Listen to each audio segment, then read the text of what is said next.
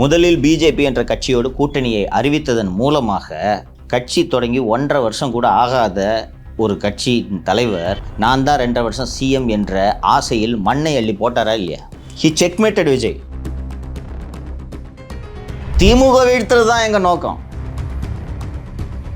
எடப்பாடி பழனிசாமி பொதுச் செயலாளராக நீடிச்சிருக்க முடியுமா? நண்டு சிண்டுக்கெல்லாம் கொடுக்க முளைச்சிச்சா? நேற்று வரை அமைதியாக இருந்த அதிமுகவின் மூத்த தலைவர் அண்ணன் திரு செங்கோட்டையன் அவர்கள் என்னென்ன சேட்டைகளை செய்தார் என்பதை நீங்கள் பார்த்தீர்களா இல்லையா?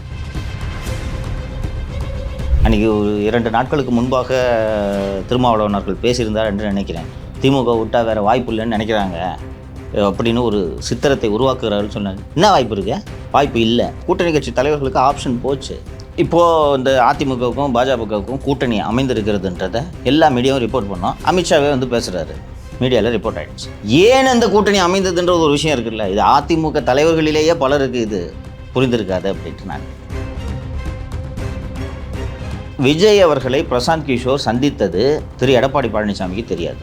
உன்னை எலெக்ஷன் வேலைக்காக கூப்பிட்டேன், நீ என்ன கூட்டணி ஏற்பாடு பண்ணுறது? எனக்கு எலெக்ஷனுக்கு ஸ்ட்ராட்டஜி வேலை பண்ணுன்னா கூட்டணிக்கு பேசிட்டு வைக்கிற, கூட்டணி எங்களுக்கு பேச தெரியாது, அது ஏன் வேலை, நீ பண்ணக்கூடாது. இதில் மொத்தமாக இதில் வந்து கேம் ப்ளே பண்ணது யாருன்னு கேட்டிங்கன்னா பிரசாந்த் கிஷோர். நீங்கள் சொன்ன மாதிரி வந்து தமிழகத்தில் அந்த அரசியல் களம் என்பது ஒரு சார்பாகவே இருந்தது. கிட்டத்தட்ட நான் அந்த 1 மாதமாக கவனித்து கொண்டு வரேன். ஒரு சைடாகவே இருந்துச்சு. ஆக்சுவலாக திரைக்கு பின்னால் வந்து நடந்தது வேறு.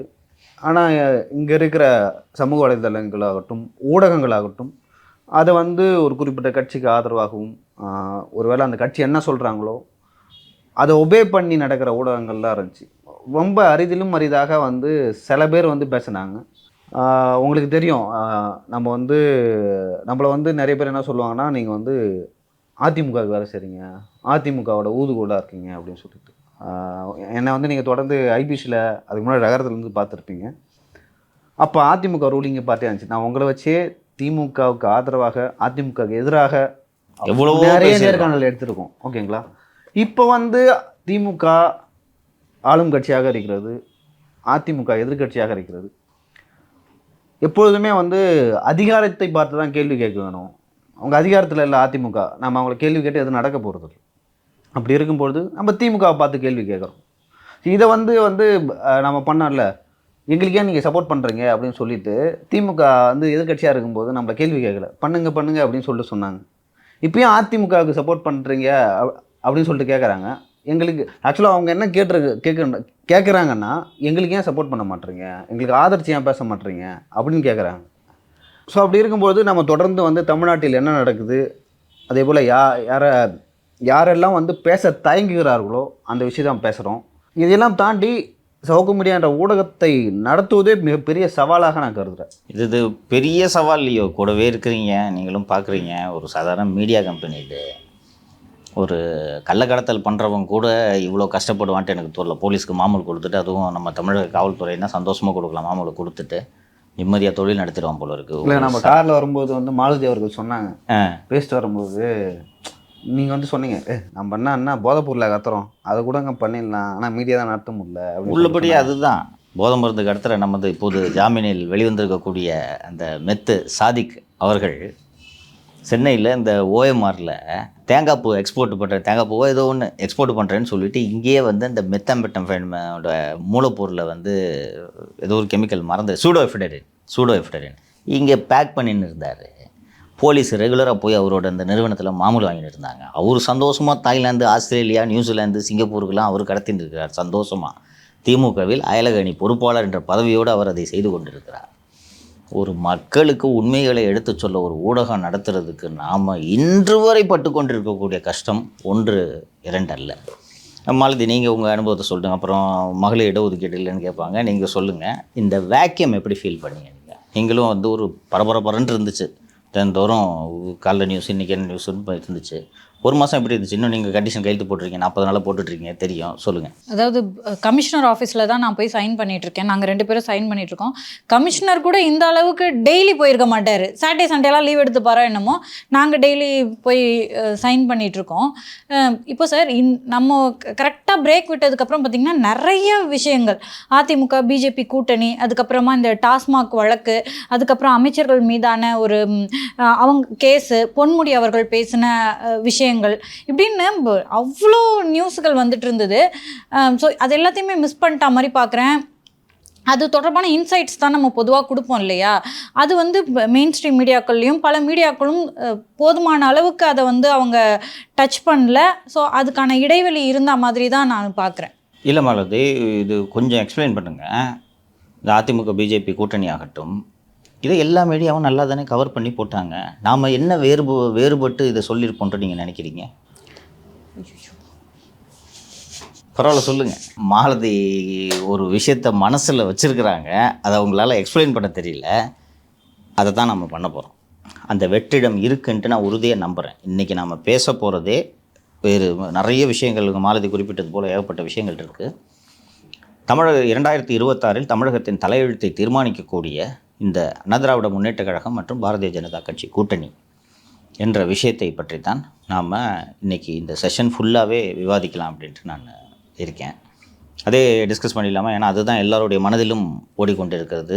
ஒரு முதலமைச்சர் காலையில் தூங்கி எழுந்தார்னா இதுதான் சொல்கிறார், போய் பிஜேபியில் கூட்டணி வச்சுட்டியா, கட்சி அடமானம் வச்சுட்டியா, தமிழ்நாட்டு அடமானம் வச்சுட்டியா, நல்லா இருப்பியா நீ, இது மட்டும்தான் சொல்லலை அவர். கூட்டணி கட்சி தலைவர்களும் அதான் சொல்கிறாங்க. ஆமாம், கூட்டணி கட்சி தலைவர்கள் அதை சொல்வதில் ஒரு நியாயம் இருக்குது, சொல்ல வைக்கப்படுகிறார். இல்லை, நோ, ஐ டிஃபர். ஆப்ஷன் போயிடுச்சுங்க. என்ன பேசுகிறீங்க நீங்கள்? திருமாவளவன் போட்டால் சேலத்துக்காரர் கூப்பிட்றாருன்னு சொல்லி இன்னொரு 5 சீட்டு கொடு, 6 சீட்டு கொடு, 15 சீட்டு கம்மியாக கொடுத்தனா போட்டா அப்படின்னு சொல்லலாம். இப்போ சொல்லுங்கள், போன வாட்டி எவ்வளோ வாங்கினா 6, 4 இந்தான்னு போடுவாங்க. என்ன பண்ணுவீங்க? ஆப்ஷன் இல்லை. அன்றைக்கி ஒரு 2 நாட்களுக்கு முன்பாக திருமாவளவன் அவர்கள் பேசியிருந்தார் என்று நினைக்கிறேன்.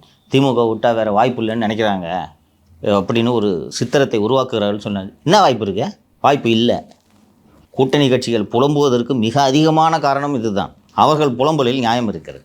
இதுக்கு நடுவுலங்க சார், இப்போ அந்த கூட்டணி பேச்சுக்கள்லாம் நடந்துட்டுருக்கு அப்படின்னு சொல்லும்போதே திருமாவளவன் அவர்களே வந்து ஒரு கூட்டணி பேச்சு நடந்துட்டுருக்கு அப்படின்னும் போதே பார்த்தீங்கன்னா திருமாவளவன் அவர் வந்து பேசுகிறாரு. பேசும்போது என்ன சொல்கிறாருன்னா, பிஜேபியும் அதிமுகவும் சேர்ற மாதிரியான இருக்கிற நிலமையில திமுகவும் விசிகா நண்பர்களும் வந்து சண்டை போட்டுட்ருக்காங்க, ஸோ அதெல்லாம் தவிர்க்கணும் அப்படின்னு சொல்லியிருந்தார். கூட்டணி கட்சி தலைவர்களுக்கு ஆப்ஷன் போச்சு.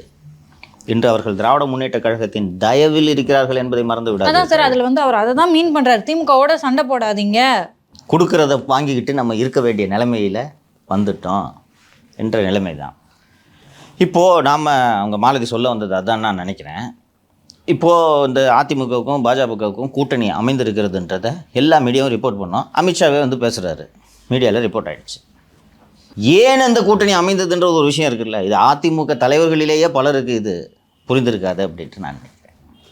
ஸோ அது மற்றும் அதையொட்டி அரசியல் சூழல் குறித்து இன்று விரிவாக விவாதிக்கலாம் என்று தான் எனக்கு தோன்றுகிறது. இந்த கூட்டணி ஏன் ஏற்பட்டது, எத்தகைய சூழலில் ஏற்பட்டது, எந்த பின்னணியில் ஏற்பட்டதுன்றதை நம்ம முதலில் மக்களுக்கு விளக்க வேண்டும் அப்படின்ட்டு நான் நினைக்கிறேன்.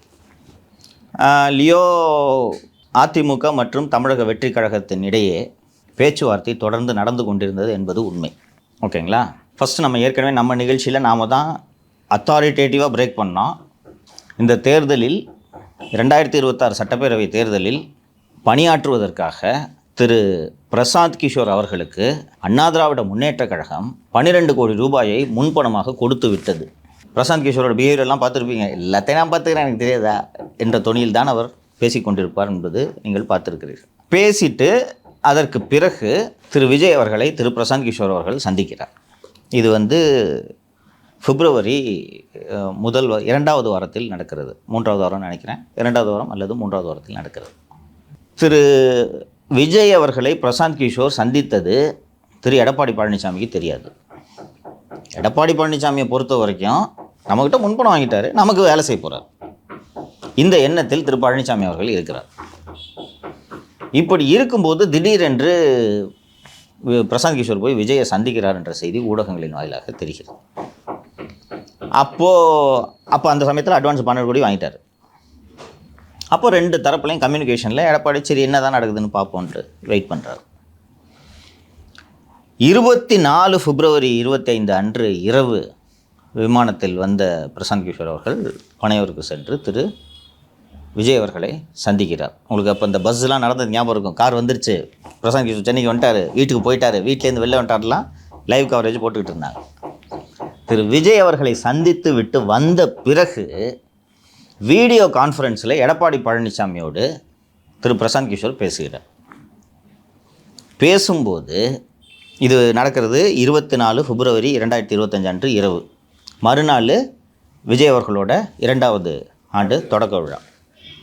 நைட் அன்றைக்கி பேசும்போது திரு பழனிசாமி கிட்ட அக்டோபருக்குள்ளே நான் விஜயை கூட்டிகிட்டு வந்துடுறேன், எப்படி அக்டோபருக்குள்ளே நான் விஜயை கூட்டிகிட்டு வந்துடுறேன் என்று சொன்ன உடனே திரு பழனிசாமி பிரசாந்த் கிஷோர்கிட்ட சொன்னது, அந்த வீடியோ காலில் சொன்னது, தம்பி எனக்கு வேலை பார்க்குறதுனா பாருங்கள், கூட்டணியெல்லாம் நான் பார்த்துக்கிறேன், நீங்கள் வேலை பார்க்க வேண்டாம், வாங்கின அட்வான்ஸை திருப்பி விடுங்க, முடிஞ்சு.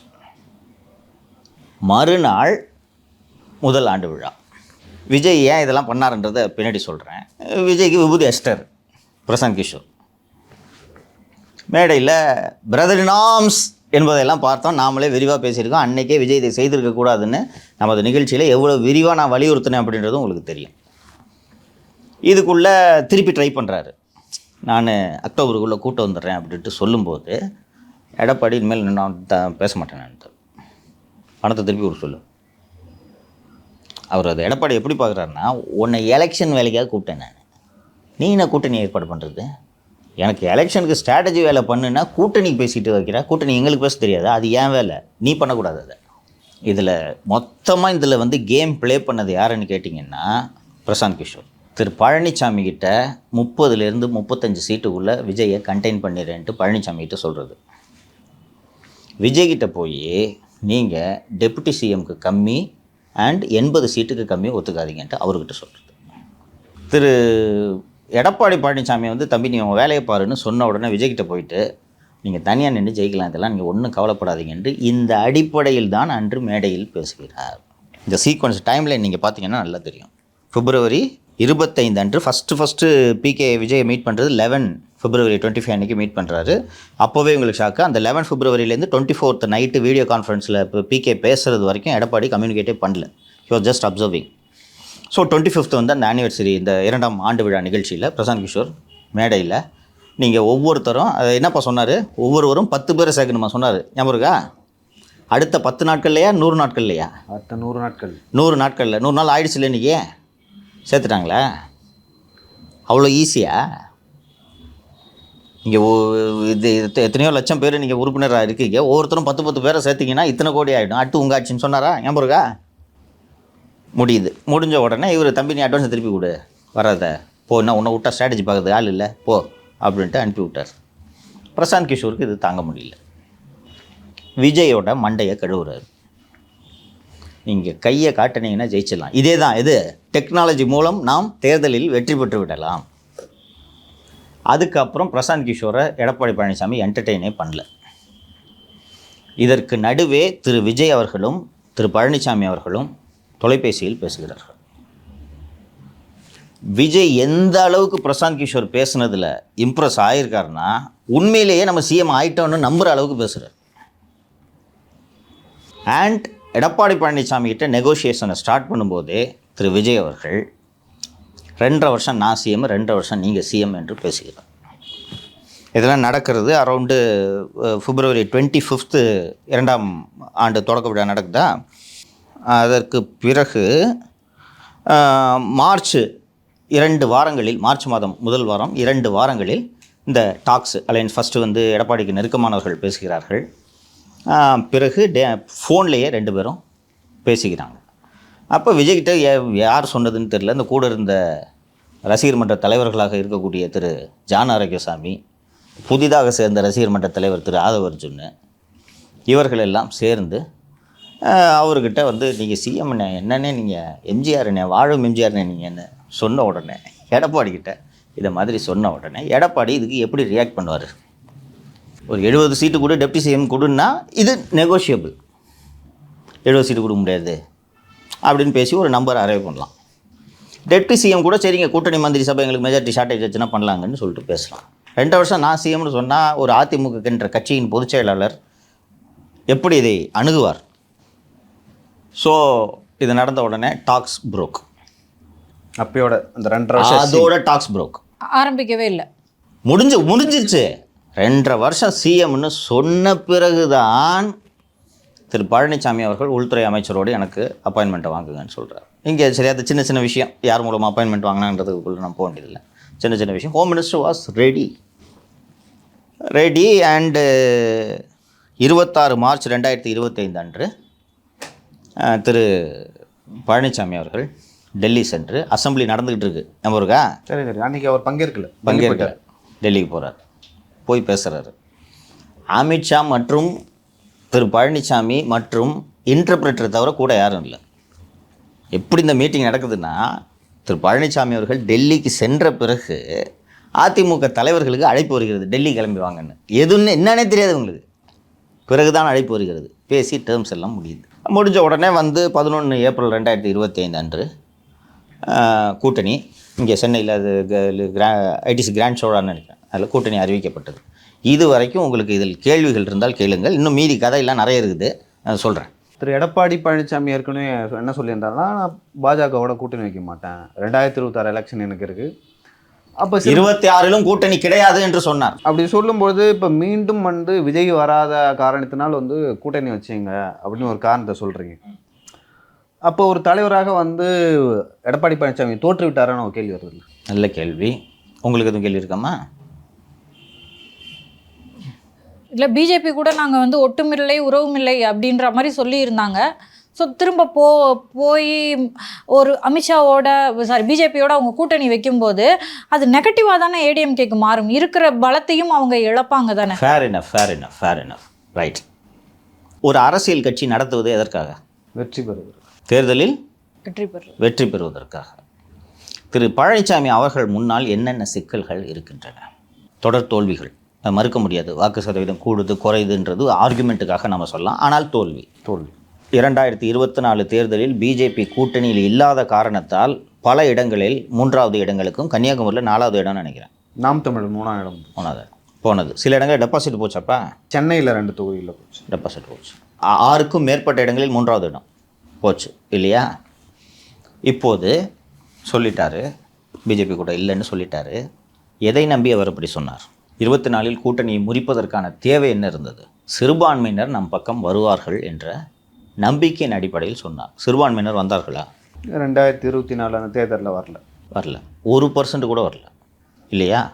இப்போது விஜய்கிட்ட பேசலாம், பிஜேபி தேவையில்லப்பா போப்பா, சரி விஜய்கிட்ட பேசலான்னு போனால், தமிழகத்தை 32 கட்சி தொடங்கி 52 ஆண்டுகளில் 32 ஆண்டுகள் தமிழகத்தை ஆண்ட ஒரு கட்சிக்கிட்ட 2.5 வருஷம் நான் சிஎம்னு சொல்லும்போது அவர்கிட்ட போய் நெகோஷியேட் பண்ண முடியுமா?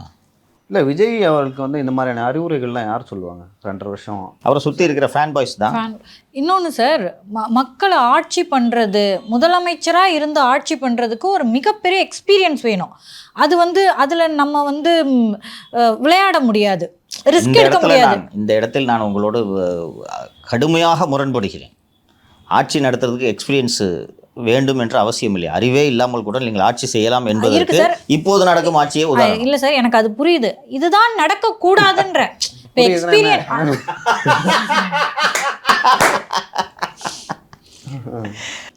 ஒரு அலைன்ஸில் ஒரு மூவ் பண்ணுறதுனால காஸ்ட் பெனிஃபிட் நீங்கள் அனலைஸ் பண்ணணும். சரிங்களா? நம்பர்ஸ் முக்கியம், காஸ்ட் பெனிஃபிட் அனலைஸ் பண்ணணும். இந்த கூட்டணியை வைத்ததனால் எடப்பாடி பழனிசாமி அவர்கள் பெற்றது என்ன, இழந்தது என்ன? ஓகேங்களா? பெற்றது அதிகமாக இருந்தால் நல்ல மூவ், இழந்தது அதிகமாக இருந்தால் பேட் மூவ். கரெக்டுங்களா? என்னென்ன இவர் பெற்றார் என்பதை நான் சொல்லிவிடுகிறேன். முதலில் பிஜேபி என்ற கட்சியோடு கூட்டணியை அறிவித்ததன் மூலமாக கட்சி தொடங்கி 1.5 வருஷம் கூட ஆகாத ஒரு கட்சியின் தலைவர் நான் தான் 2.5 வருஷம் சிஎம் என்ற ஆசையில் மண்ணை அள்ளி போட்டாரா இல்லையா? ஹி செக்மேட்டட் விஜய். கரெக்டா இல்லையா? ஆனால் அவர் தனித்து நின்று முதலமைச்சர் ஆகிடுவார் அப்படின்னு சொல்லிட்டு வரேன் பின்னாடி ஒன்று ஒன்றா வரேன் நான். ஒரு ஒரு ஒரு நம்ம கரிகாலன்ட்டு இருக்கிற மொத்த மண்ணையும் அள்ளி போட்டாரா இல்லையா? First checkmate. Second checkmate. பிஜேபியோடு கூட்டணி அமையும் வரை தேர்தல் ஆணையத்தில் விசாரணை. ஓபி ரவீந்திரநாத் மனு, கேசி பழனிசாமியின் மனு மீது டெல்லி விசாரணை உயர்நீதிமன்றம் உத்தரவு. சென்னை உயர்நீதிமன்றம் மீண்டும் அதிமுக பொதுக்குழு தொடர்பாக விசாரணை. இரட்டை இலை சின்னம் முடக்கப்படுமா? முடக்கப்படுமா? அதிமுகவை ஒருங்கிணைக்கும் புதுக்குழு நடந்துகிட்டு இருந்துச்சா? இன்னைக்கு யாராவது வாய் திறக்கிறீங்களா? 1. எடப்பாடி பழனிசாமி பொதுச் செயலாளராக நீடிச்சிருக்க முடியுமா? நண்டு சிண்டுக்கெல்லாம் கொடுக்க முளைச்சிச்சா? நேற்று வரை அமைதியாக இருந்த அதிமுகவின் மூத்த தலைவர் அண்ணன் திரு செங்கோட்டையன் அவர்கள் என்னென்ன சேட்டைகளை செய்தார் என்பதை நீங்கள் பார்த்தீர்களா இல்லையா? நான் விளக்கமாக ஃபஸ்ட்டு திரு செங்கோட்டையன் அவர்கள் என்னென்ன பண்ணிட்டு இருந்தார்ன்றதை சொன்னேன். இந்த சிக்கல்கள் எல்லாம் எடப்பாடி பழனிசாமி அவர்கள் எதிர்கொண்டு இருக்கக்கூடிய சூழ்நிலையில் கூட்டணி அமையாமல் இருந்தால் செங்கோட்டையனை ஏன் பிஜேபி தூண்டி விட்டுருக்காது? கூட்டணி நடந்த பிறகு, கூட்டணிக்கெல்லாம் முன்னாடியே செங்கோட்டையனை ரெடி பண்ணுறாங்க. வாங்க சிறுத்தையே வெளியே வா அப்படின்றார். யோ, நான் சிறுத்தைலாம் இல்லையா, வா, நீ சிறுத்தை தான், வா வெளியில், கோபிச்செட்டிப்பாளையத்தை விட்டு வெளியில் வா அப்படின்னு கூப்பிடுறாங்க. அவர் மனசில் நீங்கள் ஒரு மாபெரும் தலைவர் என்ற ஆசையை பிஜேபி விதைக்க முயற்சி செய்து கொண்டே இருக்கிறது. அந்த நேரத்தில் போய் ஒரு 26 மார்ச் போய் ஒரு அமித்ஷாவை மீட் பண்ணிட்டு வந்த உடனே அதற்கு பிறகு போய் இவர் அமித்ஷாவை சந்திப்பதற்கு செங்கோட்டையன் முயற்சி செய்தாரா? சந்தித்தாருன்னெலாம் செய்தி வந்துச்சு. அமித்ஷா பார்க்க முடியாது. நிர்மலா சீதாராமனை சென்று சந்திக்கிறார் 30 மார்ச்.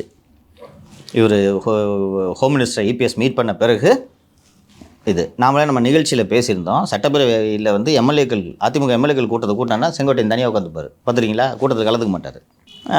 அதுக்கப்புறம் வந்து அதிமுக தொடர்பான நிகழ்ச்சிகளில் கலந்து கொள்வதில்லை, கூட்டங்களுக்கு வருவதில்லை. அப்புறம் இந்த பாண்டே நடத்த நிகழ்ச்சியில் போயிட்டு ஏடா கூடமாக எதுவும் பேசிட்டு இருந்தாருன்னு நினைக்கிறேன். கரெக்டுங்களா? ஆமாம், பேசி இதெல்லாம் பண்ணிகிட்டு இருந்தார். அதுக்கெல்லாம் பிறகு போய் ஒய் கேட்டகரி செக்யூரிட்டி கேட்டாரா? இந்த கூட்டணி வச்சுட்டால அமித்ஷா கூட போய் அரேஞ்ச்மெண்ட் ஆகிடுச்சுல்ல. அரேஞ்ச்மெண்ட் ஆன பிறகு நிர்மலா சீதாராமனுக்கு தான் அவர் அமித்ஷா பார்க்குறதுக்கு போயிட்டாரே டெல்லிக்கு. போனோன்னே இல்லை நீ போய் ஃபினான்ஸ் மினிஸ்டர் பாருங்கன்னு ஃபினான்ஸ் மினிஸ்டர் போய் மேடம் எனக்கு ஒய் கேட்டகரி என்ன சொன்னாங்க சொல்லுங்கள் ஃபினான்ஸ் மினிஸ்டர், எல்லாம் பின்னாடி பார்த்துக்கலாம், போய் எலெக்ஷன் வேலையை பாருங்கள் சார், போங்க சார். நேற்று சட்டப்பேரவையில் என்ன பேசினார்? பேசும்போது எடப்பாடியை வணங்கி விட்டு உரையை தொடங்கினாரா செங்கோட்டையன்? இந்த உரிமை மீட்பு குழு நடத்தின ஒருத்தர் இருந்தாரா? எங்கம்மா? வாயை திறந்தால் பழனிசாமி இருக்கிற வரைக்கும் அந்த கட்சி உருப்படாது என்று யார் பேசுவது, பேசி கொண்டிருப்பது? டிடிவி தினகரன் அவர்கள் இருந்தாரா? இப்போது டிடிவி தினகரன் என்ன பேசுகிறார்? அமித்ஷாவே சொல்லிவிட்டார். எடப்பாடி பழனிசாமி இப்போ பழனிசாமி இல்லை, கவனிச்சிங்களா? அமித்ஷாவே சொல்லிவிட்டார் எடப்பாடி பழனிசாமி தலைமையில் என்டிஏ தேர்தலை சந்திக்கும், திமுக வீழ்த்துறது தான் எங்கள் நோக்கம் சொன்னாரா? பன்னீரும் அவரது மகனும் இப்போது எங்கே? தேர்தல் ஆணையத்தில் இப்போ இந்த வழக்கு நடக்குமா? நடக்காது.